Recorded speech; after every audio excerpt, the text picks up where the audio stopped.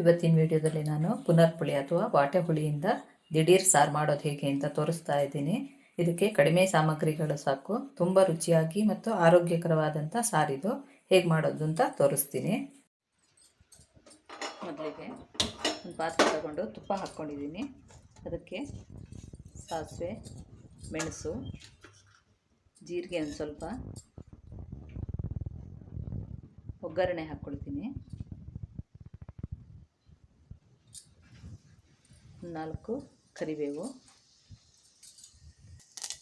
ಈಗ ಚೂರು ಹಿಂಗೆ ಹಾಕ್ಕೊಳ್ತೀನಿ, ಗಟ್ಟಿ ಹಿಂಗೆ ಹಾಕ್ತಾ ಇದ್ದೀನಿ. ನೀರು ಹಾಕ್ಕೊಳ್ತೀನಿ. ಎಷ್ಟು ಬೇಕೋ ನೋಡಿ, ಎಷ್ಟು ಜನ ಇದ್ದೀರಾ ಅದಕ್ಕೆ ಸರಿಯಾಗಿ ಮಾಡ್ಕೊಳ್ಬೋದು. ನಾನೊಂದು ಇಬ್ಬರಿಗೆ ಮಾಡ್ತಾ ಇದ್ದೀನಿ.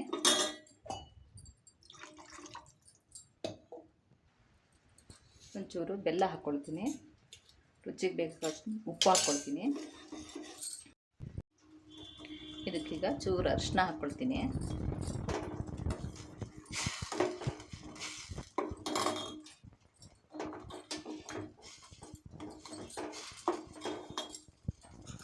ಈಗ ಸಾರಿನ ಪುಡಿ ಸೇರಿಸ್ಕೊಳ್ತೀನಿ.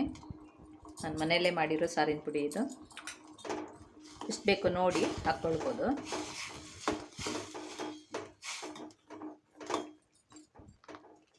ಈ ಸಾರು ಬಾಣಂತಿಯರಿಗೆ ಜಾಸ್ತಿ ಮಾಡಿಕೊಡ್ತಾರೆ, ಮತ್ತು ನಾವು ಮಾಮೂಲಾಗಿ ಉಪಯೋಗಿಸ್ಬೋದು.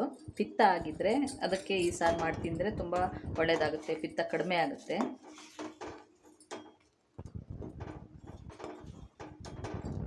ಚೆನ್ನಾಗಿ ಕುದಿ ಬರಬೇಕು.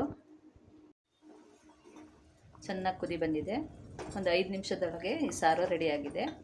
ಇದು ಪುನರ್ಪುಳಿ ಒಣಗಿಸಿದ್ದಿರುತ್ತಲ್ಲ, ಅದನ್ನು ಉಪಯೋಗಿಸಿ ಸಾರು ಮಾಡ್ಬೋದು, ಅಥವಾ ಹಸಿನೂ ಉಪಯೋಗಿಸಿ ಮಾಡ್ಬೋದು. ಈಗ ಸೀಸನ್ ಆದ್ದರಿಂದ ನಾನು ಹಸಿಯಲ್ಲಿ ಸಾರು ಮಾಡ್ತಾಯಿದ್ದೀನಿ. ಇದನ್ನು ಸಾರು ಆದಮೇಲೆ ಇದನ್ನು ಬೇಕಾದ್ರೆ ಎತ್ತಿ ಹಾಕಿದ್ರೆ ಆಗುತ್ತೆ. ಸಾರು ಕುಡಿಲಿಕ್ಕೂ ಆಗುತ್ತೆ, ಅಥವಾ ಅನ್ನದ ಜೊತೆ ಕಲಸಿ ತಿನ್ನಲಿಕ್ಕೂ ಆಗುತ್ತೆ. ತುಂಬ ಒಳ್ಳೆಯದಿದು. ತುಂಬ ಸುಲಭವಾಗಿ ದಿಢೀರಾಗಿ ಮಾಡ್ಬೋದಾದಂಥ ವಾಟೆ ಹುಳಿ ಸಾರು ಅಥವಾ ಪುನರ್ಪುಳಿ ಸಾರು ಮಾಡೋದು ಹೇಗೆ ಅಂತ ತೋರಿಸ್ಕೊಟ್ಟಿದ್ದೀನಿ. ಈ ವಿಡಿಯೋ ನಿಮಗೆ ಇಷ್ಟ ಆದಲ್ಲಿ ಲೈಕ್ ಮಾಡಿ, ಶೇರ್ ಮಾಡಿ, ಸಬ್ಸ್ಕ್ರೈಬ್ ಮಾಡದೇ ಇರೋರು ಸಬ್ಸ್ಕ್ರೈಬ್ ಮಾಡಿ, ಕಮೆಂಟ್ ಹಾಕೋದನ್ನು ಮರಿಬೇಡಿ. Thank you.